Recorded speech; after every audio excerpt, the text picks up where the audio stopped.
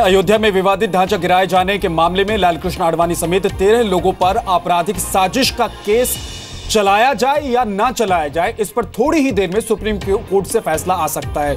6 दिसंबर 1992 को विवादित ढांचा गिराए जाने के 2 मामलों पर ट्रायल चल रहा है। लालकृष्ण आडवाणी, मुरली मनोहर जोशी, उमा भारती, कल्याण सिंह समेत 13 लोगों पर आरोप हैं।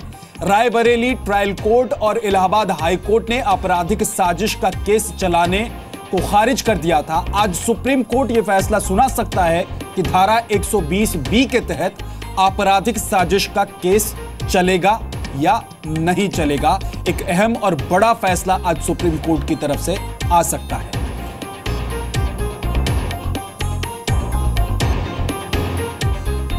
और इस वक्त बड़ी खबर हम आपको बता रहे हैं जो सीधे सुप्रीम कोर्ट की तरफ से आ रहा है। जिन 13 बीजेपी के नेताओं को लेकर यह असमंजस की स्थिति थी कि कोर्ट की तरफ से फैसला आएगा कि केस चलेगा आपराधिक साजिश का या नहीं, वो बड़ा फैसला आ चुका है।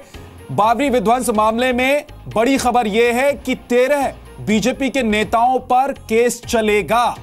सुप्रीम कोर्ट ने यह साफ कर दिया है कि जिन 13 नेताओं को लेकर कोर्ट की तरफ से फैसला आया था वो पलट दिया गया है। अब इन 13 नेताओं पर केस चलेगा। महेश गुप्ता हमारे साथ जुड़ गए। महेश, कोर्ट में क्या कहा गया है? कोर्ट ने जो है जो सीबीआई की अपील थी वो अलाउ कर दिया है। सीबीआई की जो मांग थी कि भाई मामला चलना चाहिए, तो अब इसको मोटा मोटा जिस अभी ये है कि जो आडवाणी सहित बाकी नेता थे, कल्याण सिंह पर जो है उन पर नहीं चलेगा, उनको ड्रॉप कर दिया गया है। अच्छा, एक सेकंड। हाँ हाँ, तो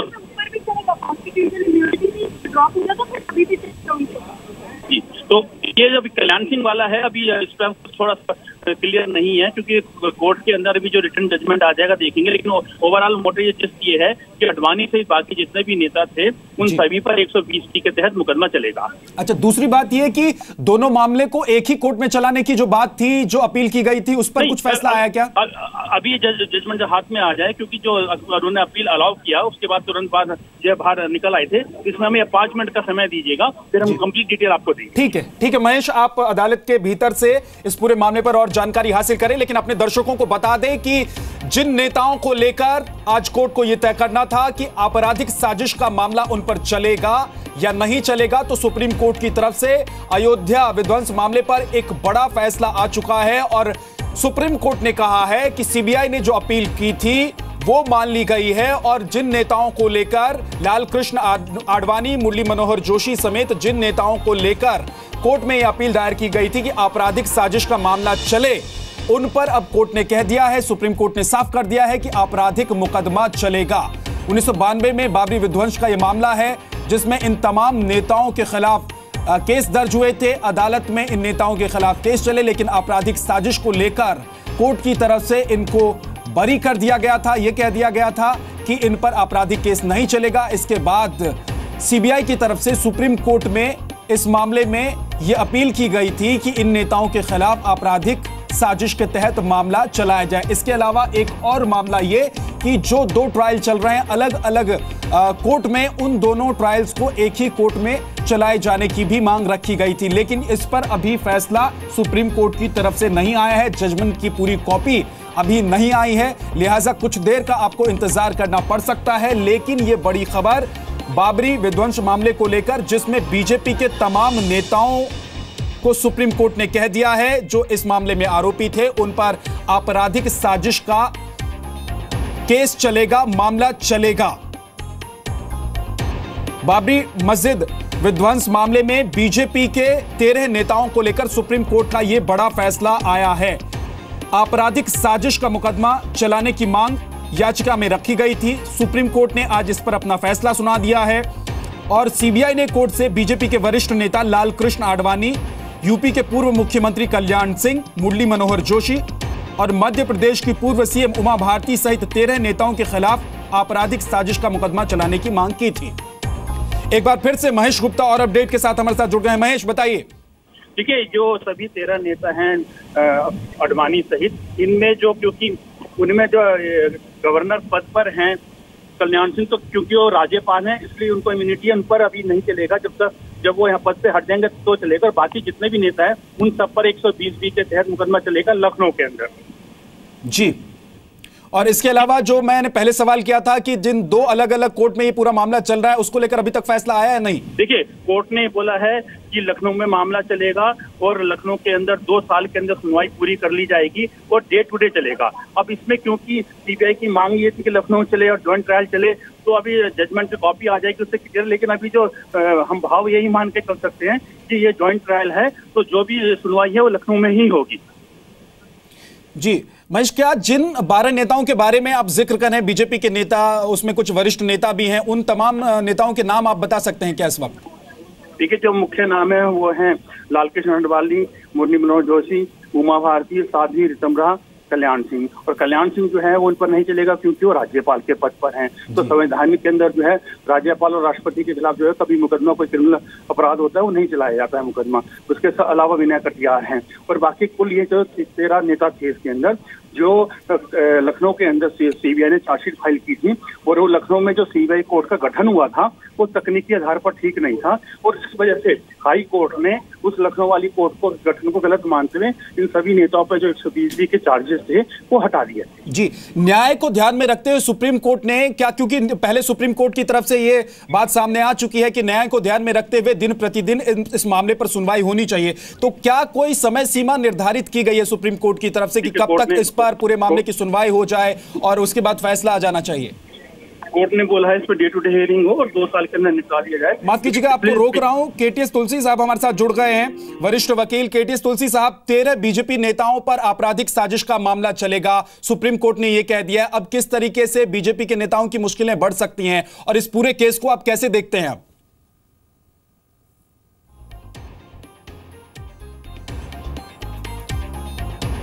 लगता है फोन कट गया उनका। एक बार फिर से महेश का रुख करते हैं। महेश, आप अपनी बात पूरी कर लीजिए, आप कुछ जानकारी दे रहे थे।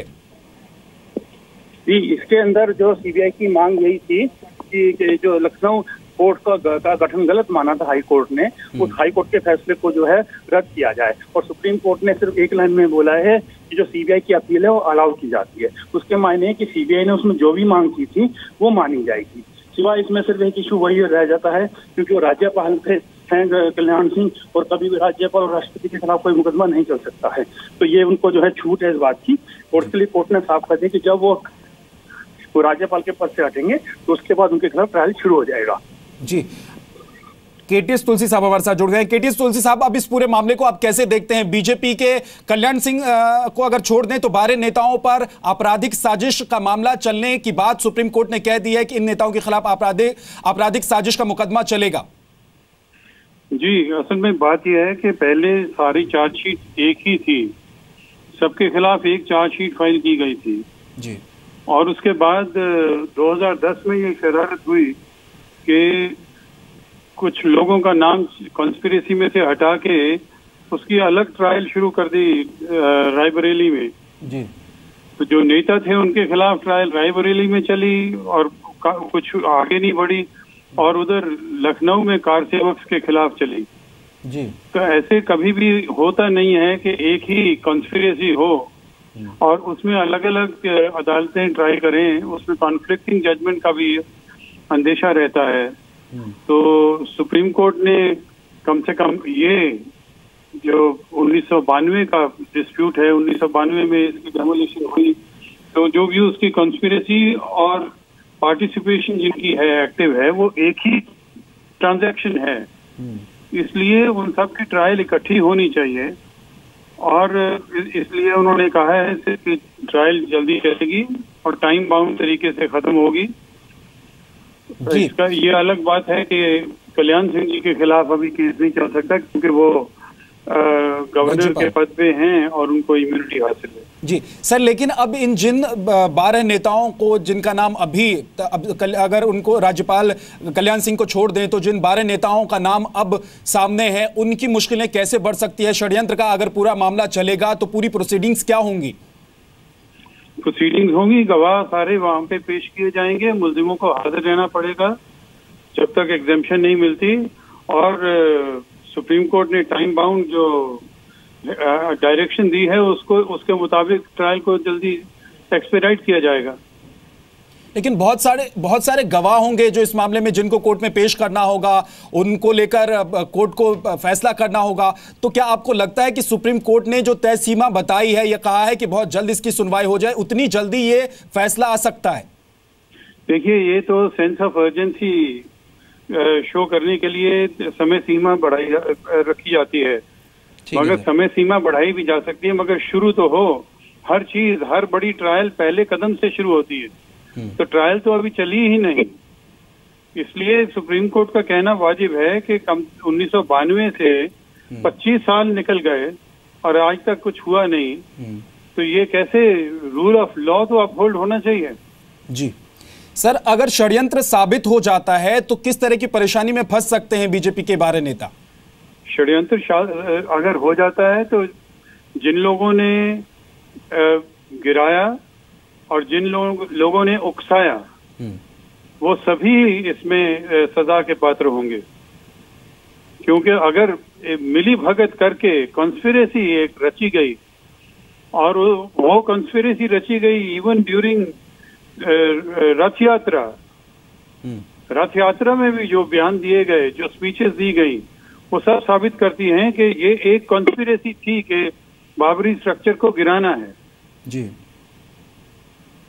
तो सर किस तरह की सजा का प्रावधान है? क्या सजा हो सकती है? इसमें सजा उम्र कैद भी हो सकती है, और कम से कम क्या सजा है और ज्यादा से ज्यादा डिपेंड करता है कि कौन कौन से जुर्म जो हैं वो साबित होते हैं। सारी चीज गवाहों के ऊपर मुनहसर है। बहुत बहुत शुक्रिया केटीएस तुलसी साहब, हमसे बातचीत करने के लिए। वरिष्ठ वकील पूरी जानकारी दे रहे थे इस पूरे मामले को लेकर। उन्होंने लगभग सब कुछ बता दिया कि कहां से ये पूरा मामला शुरू हुआ और अब कहां तक ये मामला जा सकता है। महेश गुप्ता मेरे सहयोगी एक बार फिर से जुड़ गए हैं। महेश, क्या कुछ अपडेट और आया है अंदर से? देखिए, सुप्रीम कोर्ट ने एक जो फैसला सुनाया वो ये कि जो सीबीआई की अपील है वो अलाउ, यानी कि जो सीबीआई की अपील थी उसको स्वीकार किया। इसके मायने ये होते हैं कि इस अपील में जो भी मांग की गई थी वो सुप्रीम कोर्ट ने मान ली, और उसकी मांग के अंदर जो एक पॉइंट है वो ड्रॉप किया है, क्योंकि इन आरोपियों के अंदर जो नेता हैं उसमें कल्याण सिंह भी हैं। कल्याण सिंह का जो नाम है, लेकिन कल्याण सिंह इन दिनों जो है राज्यपाल हैं। इस वजह से कोर्ट ने कहा है कि जब तक वो राज्यपाल के पद पर हैं तब तक उनके खिलाफ ट्रायल नहीं होगा। जब वो राज्यपाल पद से हट जाएंगे तो उनके खिलाफ भी ये ट्रायल शुरू हो जाएगा। और इसके अंदर जो मुख्य बात ये थी कि जो नेता हैं, नेताओं के खिलाफ जो सीबीआई ने चार्जशीट फाइल की थी उसके लिए एक लखनऊ में अलग से कोर्ट बनाई गई थी, और एक तकनीकी इसमें खामी ये रह गई थी कि जो जजेस हैं, न्यायाधीश हैं, वो सरकार के अधीन काम नहीं करते। न्यायाधीश हाई कोर्ट के अधीन काम करते हैं। उनको सिर्फ जो वेतन है वो राज्य सरकार देती है। तो जो स्पेशल कोर्ट है वो यूपी सरकार ने बनाई थी, उसको नोटिफिकेशन जारी किया था कि इस मामले के लिए हम एक स्पेशल जज नियुक्त करते हैं लखनऊ के अंदर, जहाँ पे सीबीआई ने अपनी चार्जशीट फाइल की थी। लेकिन इसमें खामी ये रह गई कि जो राज्य सरकार ने नोटिफिकेशन जारी किया था स्पेशल जज की नियुक्ति का, वो हाई कोर्ट से अप्रूवल उसमें नहीं हुई थी। और ये बात जो है शुरू में इस पर किसी ने ध्यान नहीं दिया, और वहाँ पर जब मामला हुआ सीबीआई ने चार्जशीट फाइल की, कोर्ट ने उस पर संज्ञान ले लिया। संज्ञान लेने के बाद चार्जेस फ्रेम कर दिए और उस पर सुनवाई ट्रायल भी शुरू हो चुकी थी और कई सारे गवाह जो हैं वो भी हो चुके थे। तो उसके बाद कुछ जो आरोपी हैं वो हाई कोर्ट चले गए थे। उनको कहना यह था कि उनके खिलाफ जो भी सुनवाई इस कोर्ट में हो रही है वो गलत है, क्योंकि इस कोर्ट का गठन ही गलत है। और उसको बात को हाई कोर्ट ने मान लिया था और कहा था कि ये जो कोर्ट का नोटिफिकेशन है कोर्ट बनाने का वो गलत है। तो क्योंकि वो कोर्ट ही गलत थी, कोर्ट का जो गठन ही गलत हुआ था, तो उस कोर्ट में जितनी भी प्रोसीडिंग हुई वो शून्य हो गई। वो शून्य होने से इन सभी आरोपियों को लाभ मिल गया था, जिसमें लालकृष्ण आडवाणी और बाकी अन्य नेता भी शामिल थे। तो क्योंकि अब सुप्रीम कोर्ट ने जो है सीबीआई ने अपील की थी कि जो हाई कोर्ट का आदेश है उसको जो है रद्द किया जाए, क्योंकि सुप्रीम कोर्ट को भी अधिकार है कि अगर कहीं कोई खामी है तो सुप्रीम कोर्ट 142 जो संविधान का अनुच्छेद है उसके तहत या सुप्रीम कोर्ट को पूरी पावर होती है कि सुप्रीम कोर्ट अपने विवेक से कोई भी फैसला जारी कर सकता है। तो उस पर सुप्रीम कोर्ट ने कहा कि बेशक से हाई कोर्ट की उसमें कोई अप्रूवल नहीं थी, लेकिन सुप्रीम कोर्ट ने उस कोर्ट को मान्य किया है और ये सारा मामला लखनऊ चलेगा। तो अब ये पूरी प्रोसीडिंग क्या दोबारा से शुरू हो जाएगी, नए सिरे से शुरू होगी? नहीं, इसके अंदर ये होगा कि जो प्रोसीडिंग वहाँ तक हो चुकी है, जो शून्य हो गई थी, जो प्रोसीडिंग हो चुकी है वो मान्य रहेगी, उसके आगे से शुरू होगी। क्या उमा भारती को इस्तीफा देना पड़ सकता है महेश? देखिए, इस्तीफे की बात कहीं कोर्ट में नहीं की गई है, ये राजनीतिक बातें होती हैं। इसका इस कोर्ट के फैसले से कोई लेना देना नहीं है जी। इसके अलावा आडवाणी के वकील की तरफ से इस मामले में विरोध किया गया था, कोर्ट ने उस पर क्या कहा है?